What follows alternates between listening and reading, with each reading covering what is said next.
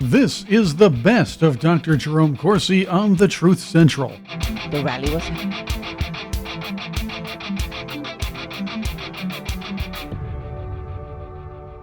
This is Dr. Jerome Corsi. Thank you for joining us on thetruthcentral.com. We have a very special guest today. Before we start, you can follow me on Twitter at Corsi Jerome, number one, Corsi Jerome, number one. And on Substack, it's jeromecorsiphd.substack.com. Okay, our guest today is Dr. Juliette Engel, MD. And Dr. Engel has got a couple of really important stories. We're going to start by focusing on the assassination of John Kennedy and what knowledge she has that adds to the book I've written, which is the final analysis. And here you can see with David Mantik.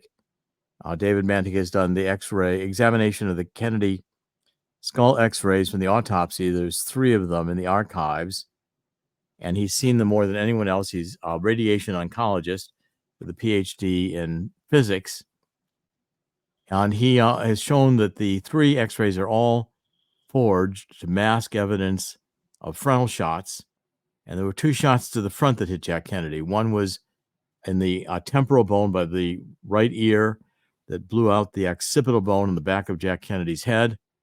Another was a bullet hit him in the forehead above the right eye at the hairline, and left a bullet trail that you can see going across the top of the skull, with the largest fragment in the back and the shots not exiting the skull, which is clear evidence of a frontal shot. This is forensic evidence. It's no longer speculation. It's clear proof, and I think indisputable proof that Jack Kennedy was shot twice from the front. Now, Dr. Engel has a personal experience we're going to go through and relate, but the surgeon, when Jack Kennedy got shot, November 22nd, 1963, the Secret Service immediately brought the limousine to Parkland Hospital, which was on the Stemmons Freeway on the route that Kennedy was going to go to speak at the Dallas Trade Mart. Of course, he never got there. He was shot and killed. At the Parkland Hospital, they brought Jack Kennedy in, mortally wounded, to Trauma Room 1, and the surgeons at Parkland Hospital, still in the Trauma Room 1, the emergency room, did their best to try to save Jack Kennedy's life. They pretty well knew it was hopeless when they took a look and saw the severity of the wounds. We'll discuss that.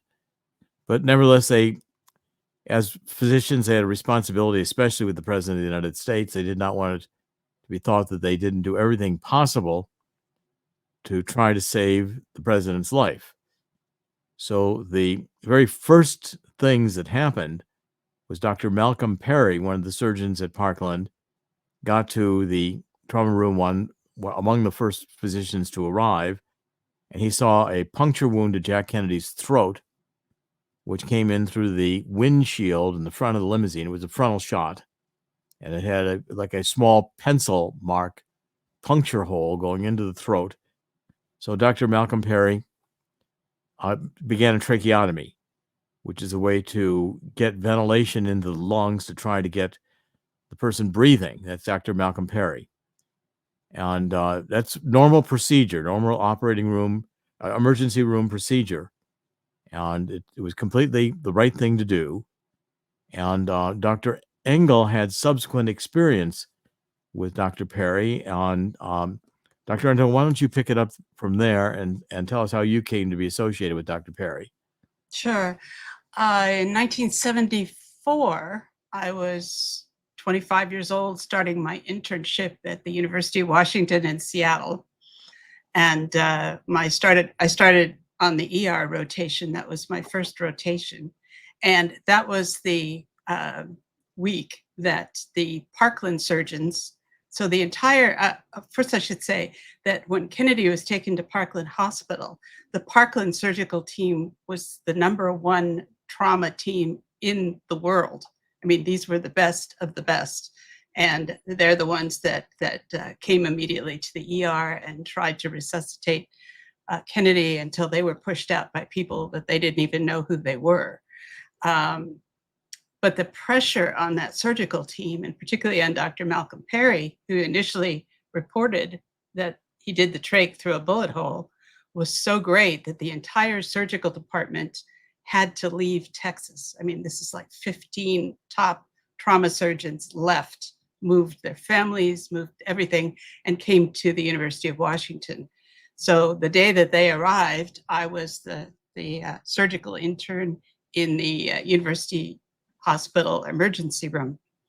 And I met Dr. Perry, and I was so stunned at meeting him. He was such a giant in my world that I dropped a glass of Diet Coke right on his shoes. I'm sure. He never forgot that. He was very nice about it, but I've died of guilt ever since. I'm sure it endeared you to him. I mean, so, hi, I'm your surgical assistant. I can't even hold on to a glass of Coke. But it wasn't long before I had my first huge trauma case in the middle of the night. Let's break for a second and fill in some more backstory here, so everybody can follow this and know the significance of what you're going to testify to.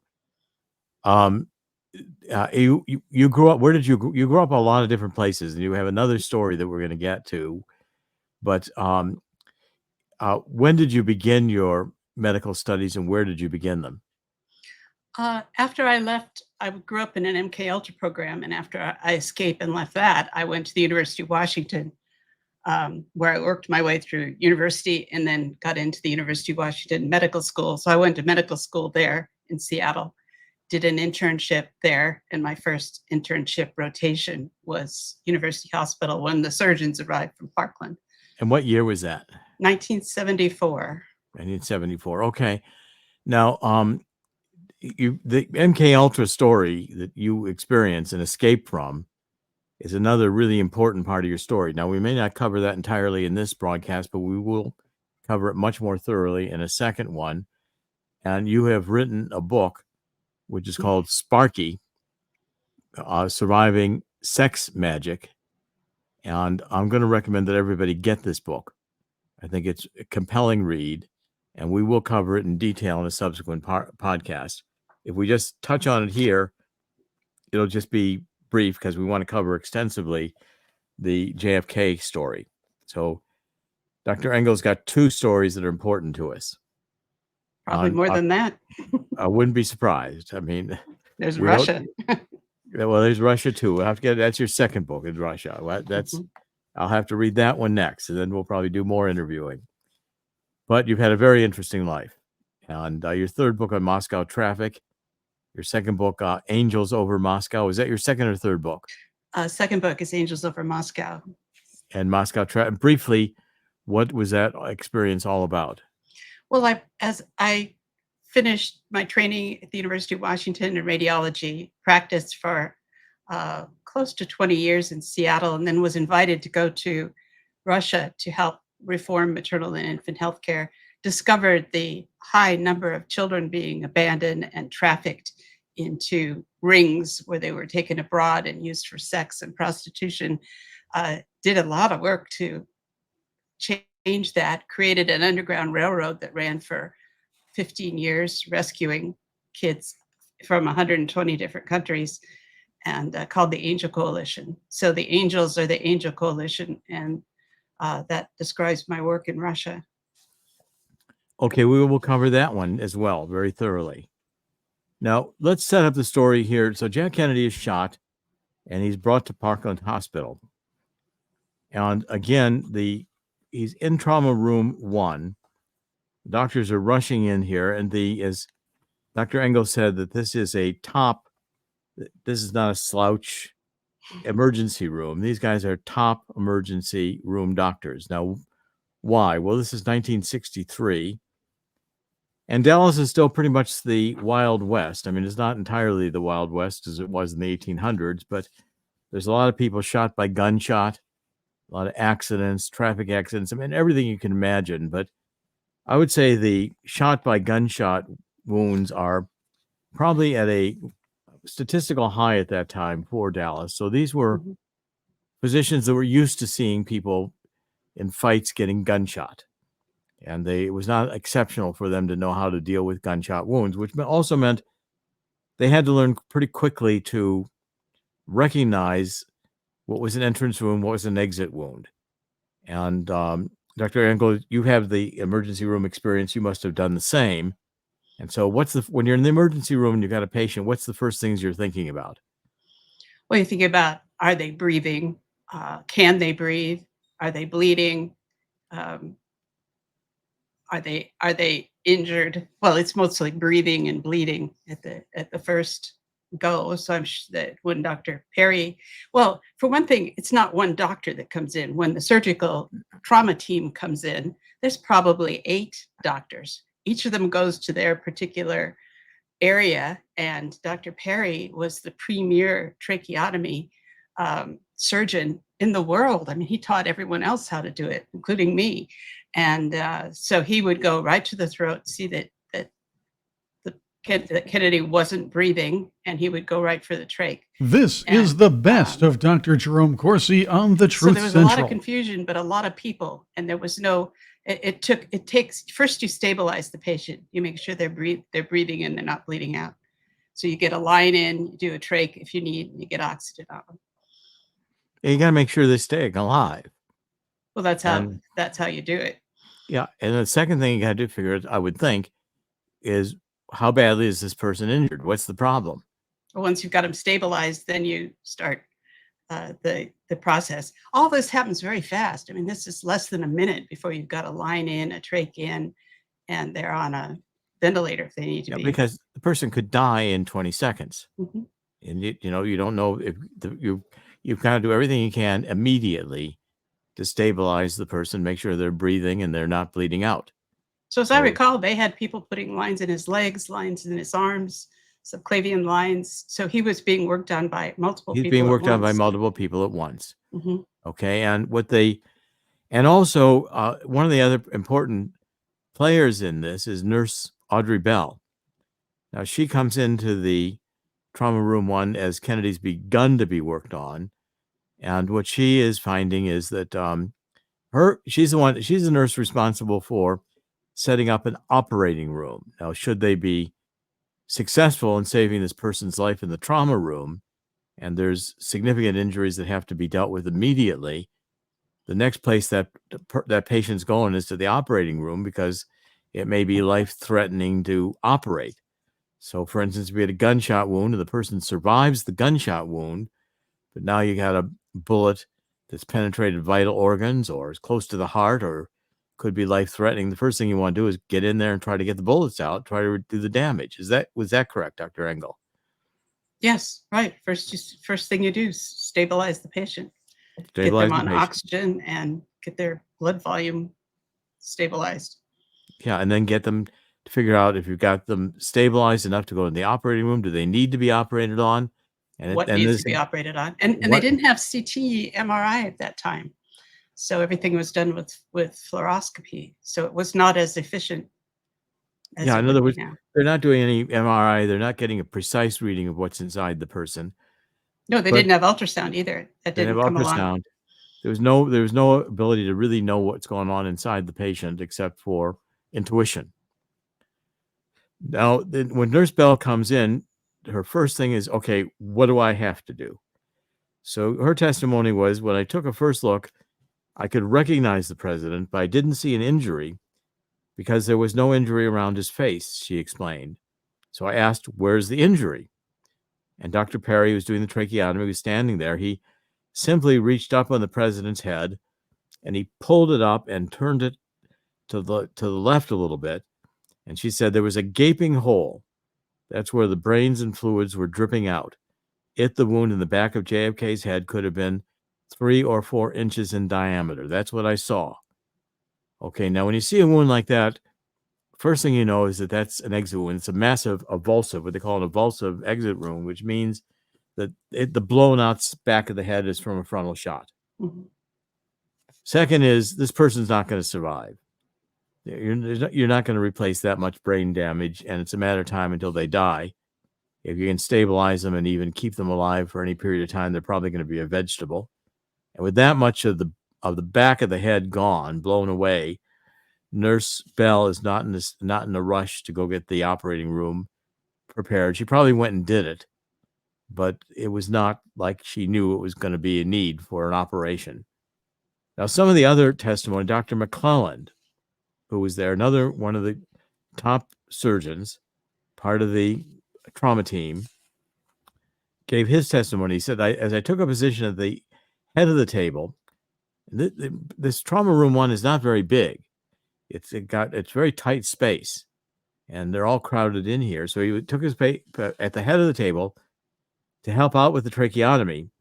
I was in such a position that I could very closely examine the head wound, and I noticed that the right posterior of the skull, and I'll show you where that is. Right posterior is the back, the occipital range. Okay, notice the right posterior had been extremely blasted. It had been shattered, apparently, by the force of the shot. So that the parietal bone, that's the bone at the top of your head, was protruded up through the scalp and seemed to be fractured almost along its right posterior half.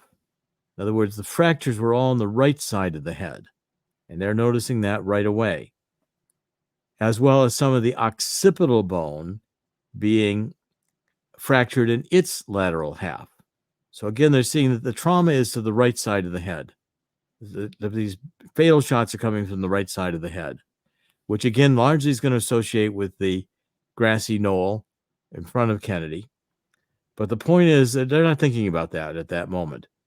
So he said it, and what this did, it sprung open the bones, these fractures of the occipital bone, in such a way you could actually look down into the skull cavity itself and see that a third, or at least, of the brain tissue, the posterior cerebral tissue, the cerebral tissue is just the tissue on top of the head, and some of the cerebellar tissue. Cerebellum is an organ at the back of the head, a different color, and you can recognize it easily when you're looking at the brain, had been blasted out. There was a huge amount of bleeding, which was occurring mainly from the large venous channels in the skull, which had been blasted open. Those are blood vessels in the skull, which have been blasted open. Now, a third doctor, Dr. Crenshaw, gave maybe the best description of the wound. And remember, these are recollections from the first seconds. These doctors are immediately saying, what am I dealing with here? You got to assess it quickly. So he said, I walked to the president's head to get a closer look. His entire right cerebral hemisphere appeared to be gone. It looked like a crater, an empty crater. All I could see there was mangled, bloody tissue. From the damage I saw there was no doubt in my mind that the bullet had entered his head through the front.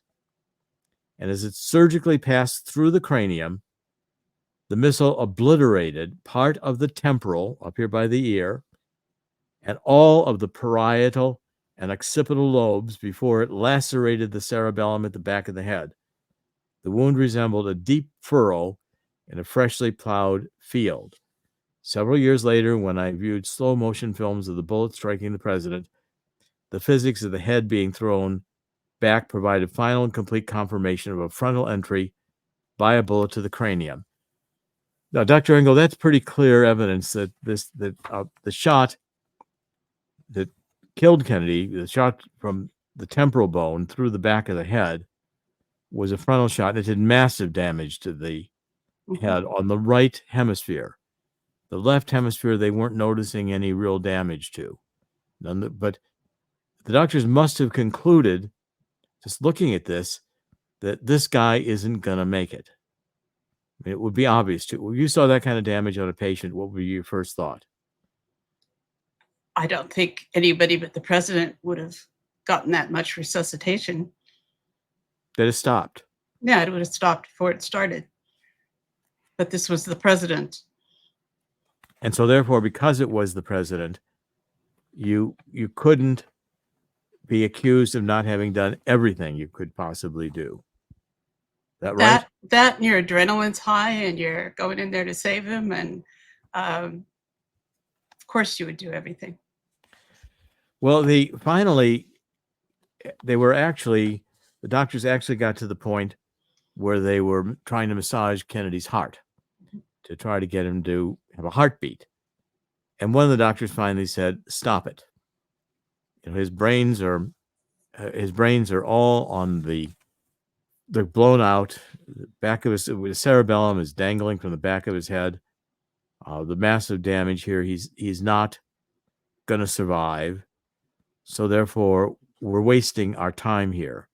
Our job is done. So who declared him dead? I mean, that they had to have someone sort of at the top of the chain to declare him dead. I do write about that. Let me find if I can find the passage. Finally, one of the doctors did declare that this is done and we're calling this to an end. And let me find if I can see quickly in the book who that doctor was. But there was a particular doctor who was in charge of that decision and made it. Because in an ER situation, the intern can declare someone dead. But in that situation, it would take someone much more senior to actually be willing to do it. That's right. And okay, these are all discussions here. I'm just looking through the book, and I'll find this in a minute here. It just takes a little bit of time to. The discussion in the book was so detailed that sometimes I myself forget where I put things, but I'll find it here hopefully in a minute. Okay, now let's just do a couple more things before we get to that. Now, hopefully I'll come across it as I'm paging through the book and get back to that point. But the doctors, when they do declare that Jack Kennedy is dead and there's nothing more that can be done to save him. Oh, by the way, they brought in a defibrillator. They were doing everything they could. They're bringing in all the equipment they could figure out to try to do something here. They were in panic mode and they were trying to massively save his life. So Kennedy was logged into Parkland as patient number 24740 at 12:38 Central Standard Time. And Kemp Clark was the one who pronounced JFK dead at 1 p.m. And Clark wrote, "When I saw the severity of the head wound, I thought everything we had done for him those 20 minutes was a complete waste of time. It was a 4+ injury, which no one survives." And Clark said, "My God, the whole right side of his head is shot off. We've got nothing to work with." So essentially, you see Kennedy with this horrendous wound, and there's a couple of other statements here that are interesting in that regard. Crenshaw defended the position. He said, Dr. Crenshaw said, "Usually trauma victims are stripped of all clothing so that an injury will not be overlooked. No one attempted to remove the president's briefs. I think it was out of respect for the man, the dignity of the position he held, the principles for which he stood, that we subconsciously did not want to see him lying there naked. In addition, with the horrendous head wound he'd suffered, we weren't concerned with the lower part of his body. We could have stabilized him. There would have been plenty of time to look for additional injuries." Now, why this is of substance is because when the doctors declared it was done, the trauma doctors were finished with their job. And they are now going to leave the trauma room because there's nothing further for them to do. Now others take over. Okay, the nurses take over. They've got a body. They're going to have to deal with the body. But even more importantly, what happens next is that the pathologist at Parkland Hospital, Dr. Earl Rose, shows up with the justice of the peace. And he says this was a local murder. There's no federal crime to kill the president. And so therefore, we're doing the autopsy. Now, in his book, Conspiracy, 1980, Anthony Summers wrote, "At the hospital, as the Secret Service team prepared to take the body to Washington, Dr. Earl Rose, the Dallas County medical examiner, backed by a justice of the peace, barred their way. They wouldn't let the Secret Service take the body out of the trauma room. The doctor said that under Texas law, the body of a murder victim may not be removed until an autopsy had been performed. And the justice of the peace, Judge Ward, declared, it's just another homicide as far as I'm concerned." Okay, but the Summers, in his report on Conspiracy, 1980 book, quite good book, said the Secret Service agents put the doctor and the judge up against the wall at gunpoint and swept out of the hospital with the president's body. They were wrong in laws. With the hindsight, they denied their president an efficient autopsy. So Secret Service, which, by the way, knew Kennedy was shot from the front, because Secret Service, Clint Hill, who was, when the shooting started, was on the follow-up Secret Service car. He got off the running board. He ran up, managed to get a hold on the left handrail at the back of the limousine, and he climbed onto the footboard there and got onto the car. And when Jack Kennedy was shot from the grassy knoll with the shot that hit at the temporal bone, and we can see this in the x-rays, there's a keyhole fracture. So you get an oblique wound to the side of the head, and it causes a keyhole fracture. It's not a puncture mark, because it's entering at the side, and it enters with a round hole, but it's breaking about the bones in front of it. Looks like a keyhole. And that's a sign of an oblique shot, which does massive damage and caused the blowout. So that had to have been a high-powered shot that hit Kennedy, and it came from the front. And Clint Hill got splattered on the left of the limousine with Jack Kennedy's brain matter, and the motorcycle, inboard motorcycle officer also got splattered with the bone matter. A piece of Jack Kennedy's occipital bone flew off onto the grass to the left of the limousine. It's called the Harper fragment. It was subsequently found by a medical student like the next day and identified at the time as occipital bone, part of the back of the head that had been blown off. Now, because the trauma team did not examine Kennedy's body. Okay, so Dr. Engel, once the patient's pronounced dead, is there any reason for the doctors in the trauma room to examine the body and see what additional wounds there were? They might. They might, but they don't necessarily. If the pathologist is there to take the body, the pathologist will do it. Right. I mean, see, your job is done in the emergency room. You didn't save his life. So why are you going to look for anything else? Pathologist is going to do an autopsy. They'll do a far better job than you did. I mean, that certainly would be a logical assumption for a surgeon in the trauma room, wouldn't it? Is that correct? Yeah, plus there's 30 people crowded in that little room, all kinds of equipment, Secret Service. I think they probably pushed the surgeons out of there. So the problem was that since they took the body, Malcom Perry and Kemp Clark, who did the press conference, did not know that there was a wound at the back because they didn't turn Jack Kennedy over. There's a puncture wound in the back. So they missed that. And that becomes important in the story. Now, Perry comes out with Dr. Clark Kemp at 3:16 p.m. Central Standard Time, over 2 hours after Jack Kennedy died. And Dr. Clark and Perry were the only two Parkland physicians at the press conference. They made it clear they observed only 2 wounds in the emergency room: a bullet hole puncture wound at the midline of the throat, just below the Adam's apple, and a large gaping wound at the back of JFK's head. 3 different times, Dr. Perry affirmed that the throat wound was a frontal entrance wound. 2 times, Dr. Perry described the throat wound as an entrance wound. He said, Dr. Perry, the neck wound, as visible in the patient, revealed a bullet hole almost in the midline. Question, what was that? Perry, a bullet hole in the midline. Would you demonstrate? Perry said, in the lower portion of the neck in front, so he's pointing to the position he talked about in the midline below the Adam's apple. He said, approximately here. Below the Adam's apple? Yes, below the Adam's apple. Doctors, the assumption that it went through the head, that would be conjecture on my part. There are 2 wounds, Dr. Clark noted, one in the neck and one in the head.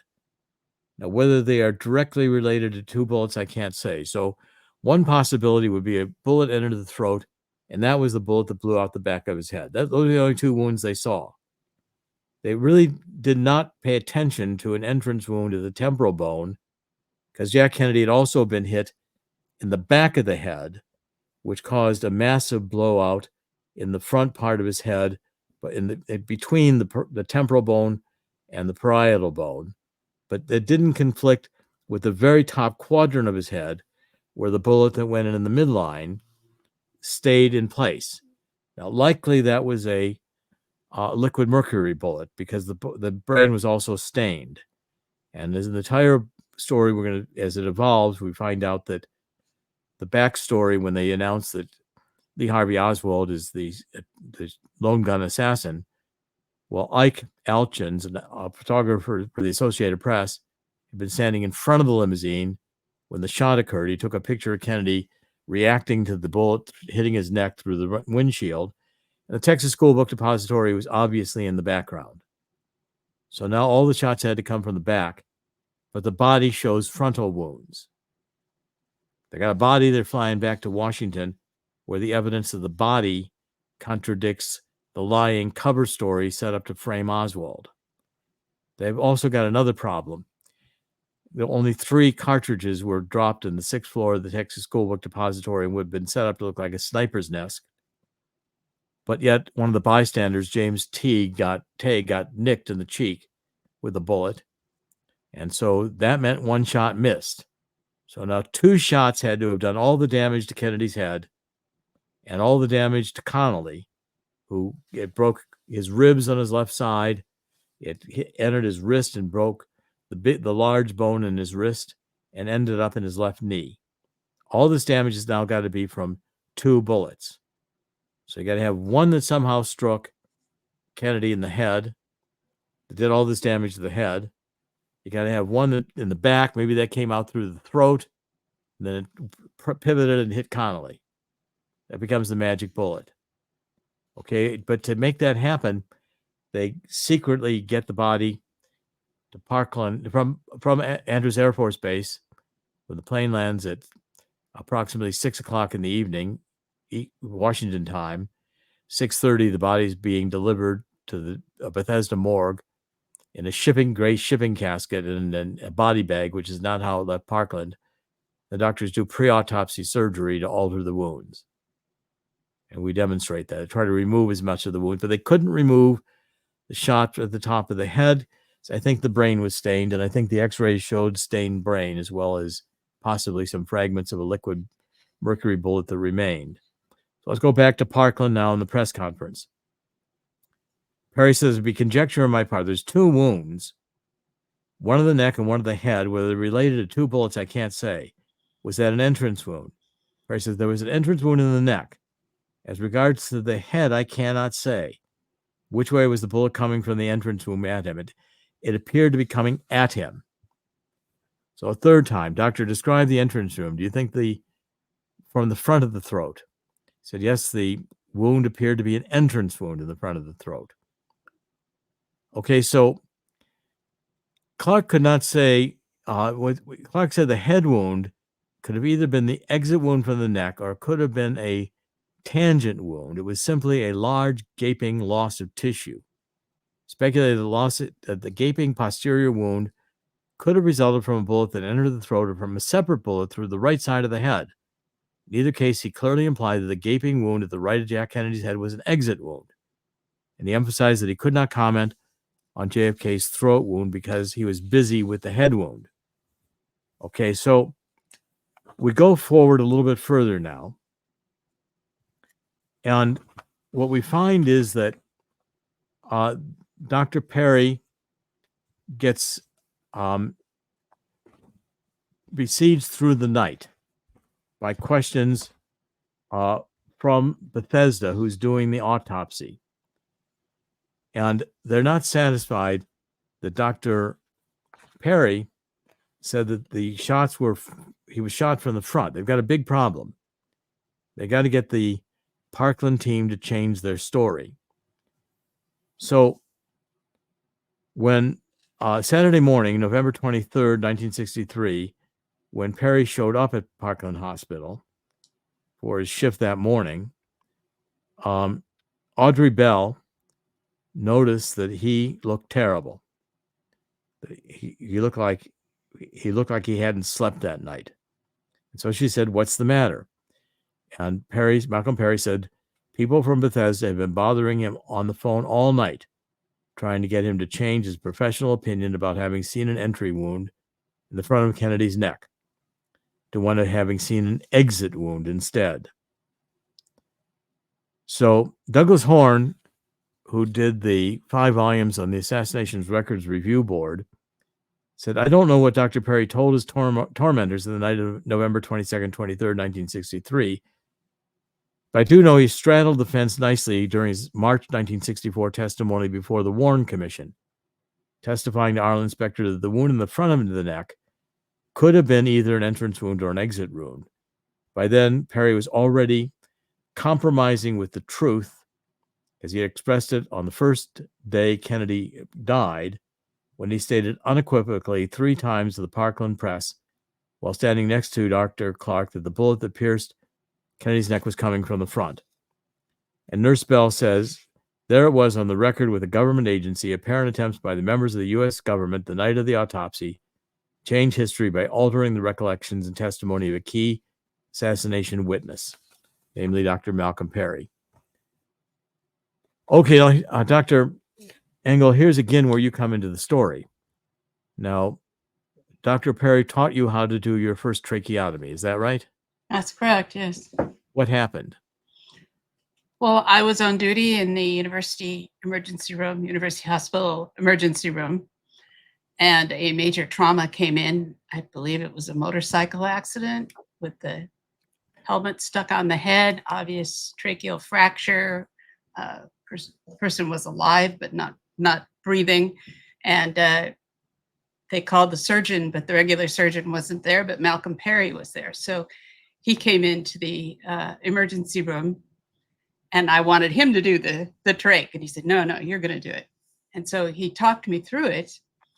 And then he kept talking. So while I'm sewing up and doing everything else I needed to do, the patient did survive after we trached him. He told me about coming in and seeing the wound on Kennedy and not even giving it a thought, that if there's a hole there, use it. And so that was his lesson. And he talked about what it was like that night, how crazy it was, and the importance of, because he was teaching me as a physician, you don't get distracted by the craziness all around you or any other part of the patient. You do your part, because each part is critical in a trauma team. Each one had their role to play, and if it's getting in lines or it's starting a blood transfusion, or all of those things are all part of the trauma team. And his was to do the trach. And he said he went right through the bullet hole. And I have no doubt at all that he went right through the bullet hole. Now, Dr. Perry, Dr. Engel, you were in other operations with Dr. Perry where he was doing the surgery. Yes, as his intern, sure. And so surgeons often talk during these operations because they're stream of consciousness, they're passing time as well as working on the patient. Well, he didn't so much. It was just this late night in the ER, blood everywhere, him and me. And so he was talking, I think he was teaching me. He was teaching me how to be on a trauma team, how to be a surgeon, how to focus on the patient. And so it was a unique kind of situation. Did he ever suggest that he had seen that it was clear that it was a frontal wound, and he was always? Yes. No, he was absolutely adamant about it, that he went right through the bullet hole that came in right under the tracheal cartilage. And the lesson is, if there's a hole there, use it. Well, did he talk about being pressured? He talked about being pressured later, and also because the entire medical team from Parkland, like 15 top surgeons of the world, left their homes in Parkland and took over the surgical department in Seattle. It was a major move, and all of us understood it was because of the terrible pressure that they were under at Parkland because of the testimony, Kennedy testimony, and the risks to several nurses, I think, were killed and people disappeared, and it was a time when they were all being terribly pressured. and they came to Seattle. Because again, if they had held to their story that Kennedy was shot from the front, the government's setup of Oswald falls apart, and the lie is apparent. So they have to break these doctors at Parkland, otherwise they can't lie to the public that Kennedy was shot by Oswald. Yes, and it must have been difficult for them because these were the world's most famous surgeons. So you can't just pop them off and throw them out of a car without a great deal of attention. Plus, they were the most honorable men in the world. I mean, Malcom Perry was absolutely the best.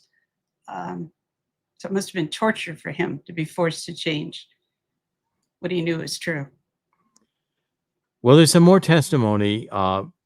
Recently, author Rob Couteau found some contemporaneous evidence. He found a journal article published by Martin Stedman, who was a reporter in Dallas at the time of the assassination. And assassinations researcher, an excellent researcher, James DiEugenio, confirmed that Stedman was indeed in Dallas for several days after the assassination, gathering information. DiEugenio also noted that some of Stedman's information got into print, but this newly discovered article was not published. Stedman's article, 50 Years from the Fatal Day in Dallas, was published on a blog, and it was picked up. And Stedman wrote, I was in Dallas as a reporter for the New York Herald Tribune there in Dallas to inquire into the unanswered questions surrounding the shocking events of November 22nd to 24th, the assassination, 1963. On the evening of December 2nd, 1963, so it's just a few weeks after the assassination, Stan Redding, crime reporter from the Houston Chronicle, and Fred Ferretti, a colleague from the New York Herald Tribune, visited Perry at his home shortly after dinner time. Stedman remembered a little girl playing with her toys on the living room floor as the three reporters and her father talked about how he tried to save the president's life.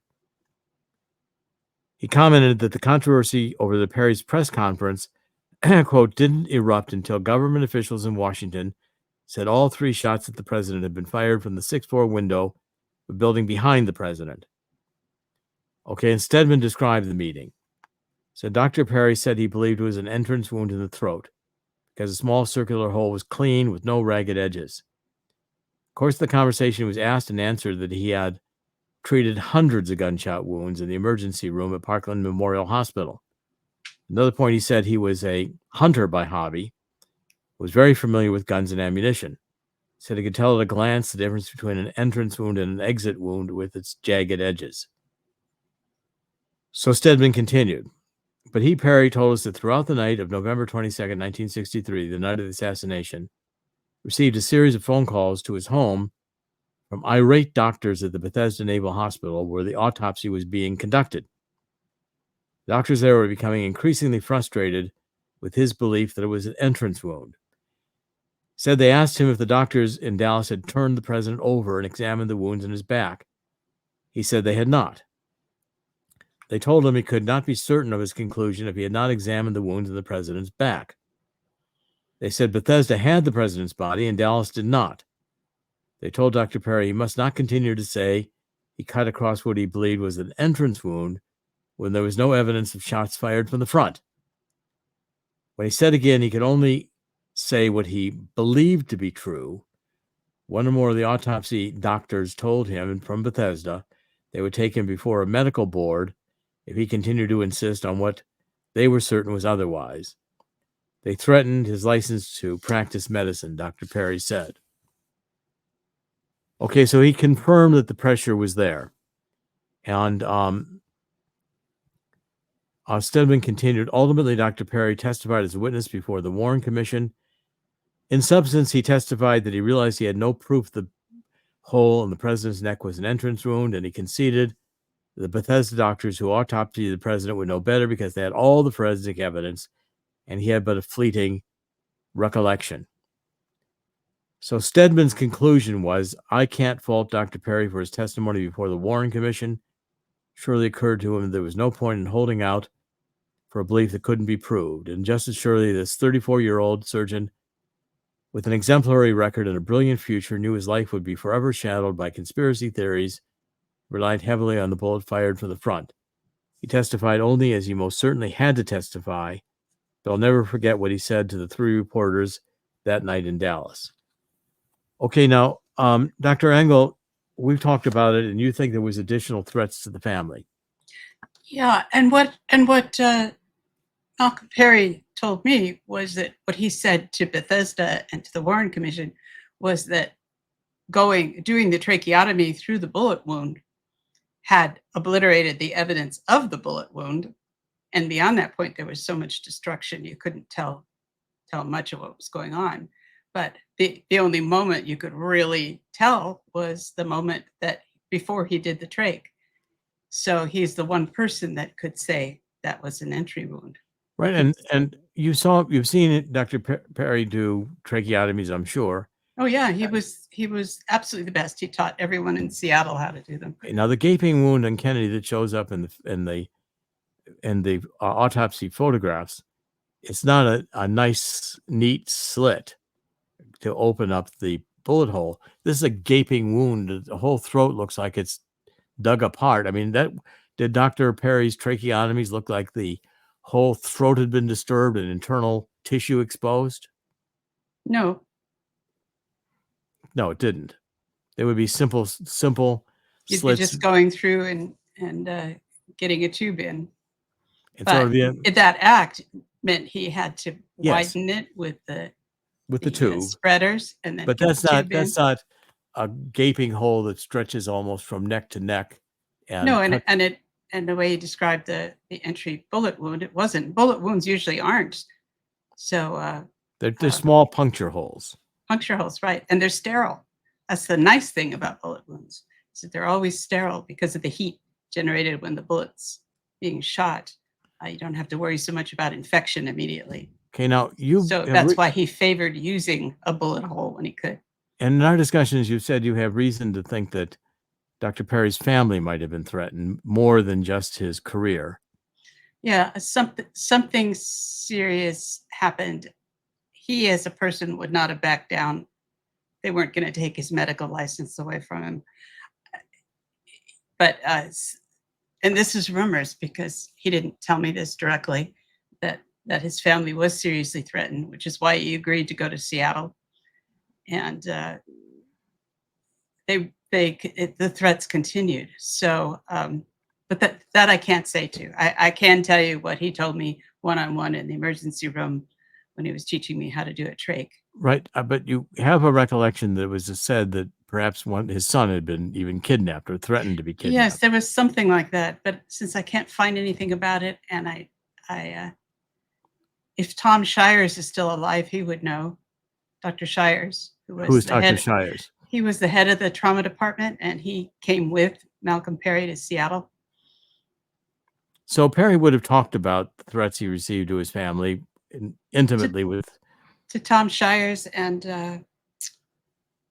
the other senior attendings that he came with. And there's this vague recollection you've got that his son might have been kidnapped, or there might have been a threat to kidnap his son.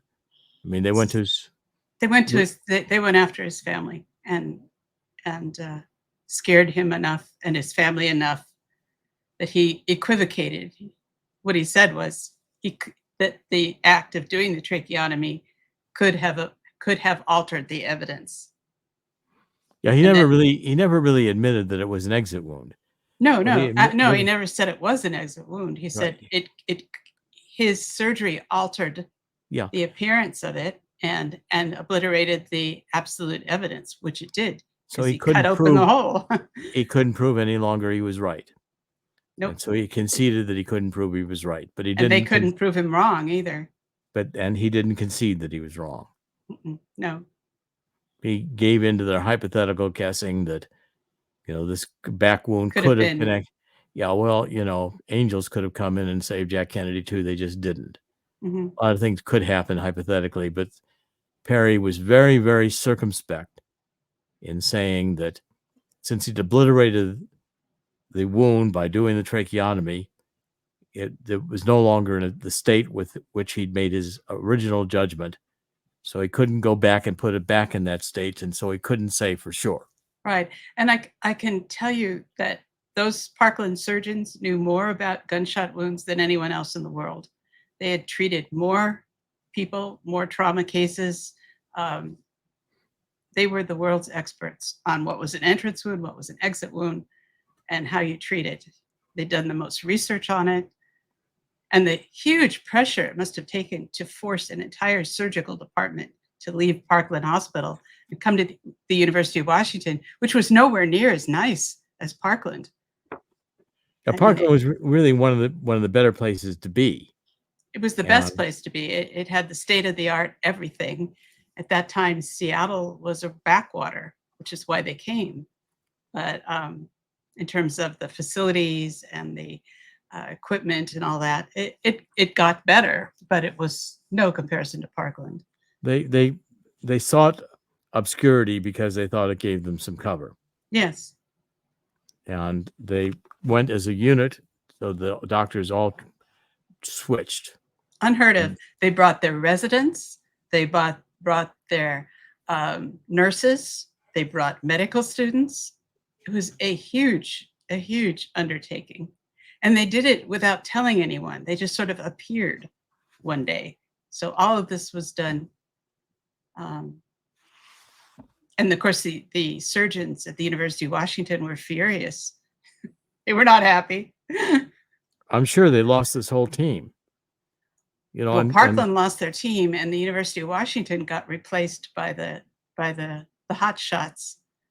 Right, and you know, it had to have been a massive, frightening scare for all of them. Otherwise, I mean, they would have told the truth. And they would have stayed in Parkland. But they didn't.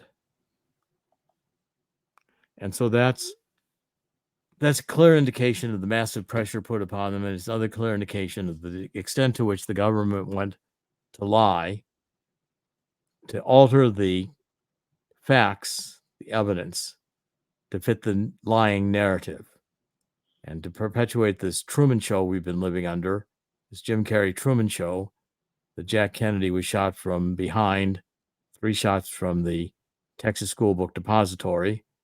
Lee Harvey Oswald failed the paraffin test. It's unlikely he shot anybody that day. And yet he's the one they framed. He's the one they killed.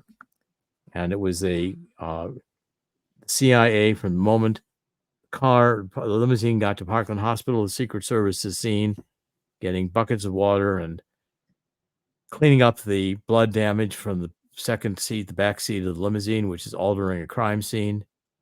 When the puncture wound was seen in the limousine, they cordoned off the limousine and would not let anybody photograph it, and they got the limousine out of there right away.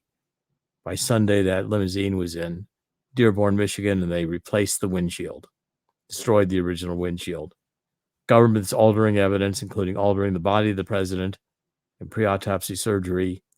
This is a government conspiracy to kill the president and get away with it, which until now they've done.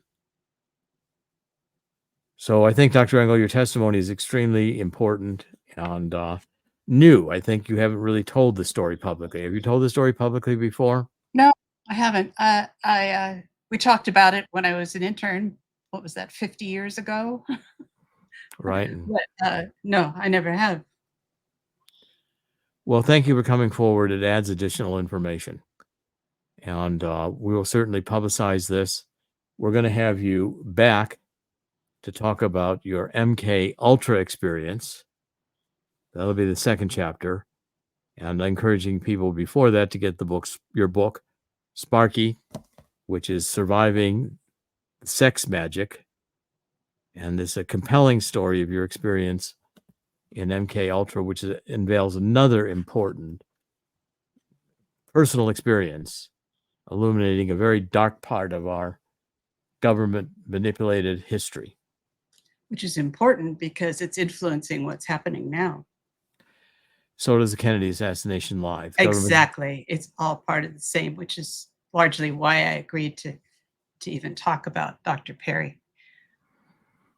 Yes, because you kept that private and respected him for 50 years since you first met him. He was a mentor. He was wonderful. And he died, and he was a chain smoker, and he died of lung cancer in 2009. Well, with all the tension and complexes he must have had over what he was forced to do, I'm sure it affected his life and his health.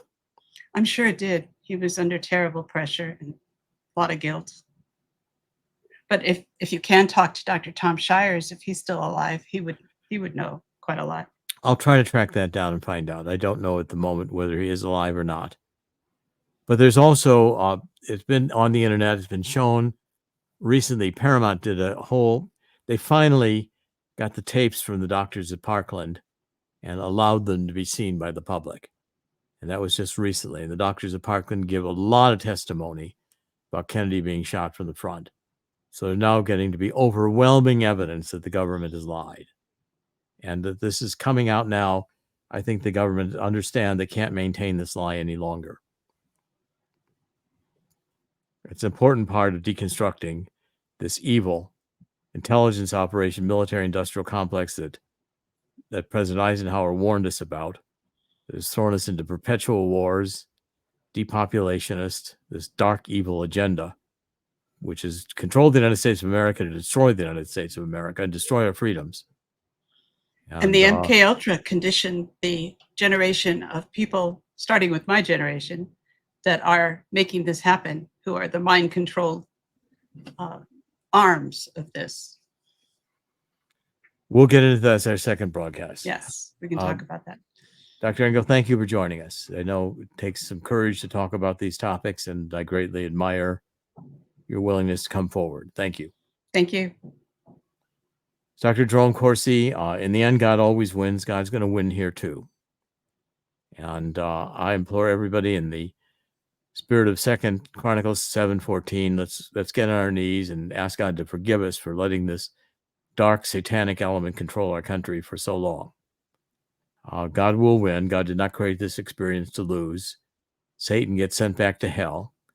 And I pray that the judgment of God upon us for allowing all this evil to happen without more strongly protesting it, more strongly overturning it, that we will be forgiven. God will hear our plea and heal our land. Dr. Jerome Corsi, thank you for joining us. This is thetruthcentral.com. We're doing podcasts every weekday, and we look forward to continuing. Thank you for joining us. God bless. This is the best of Dr. Jerome Corsi on The Truth Central.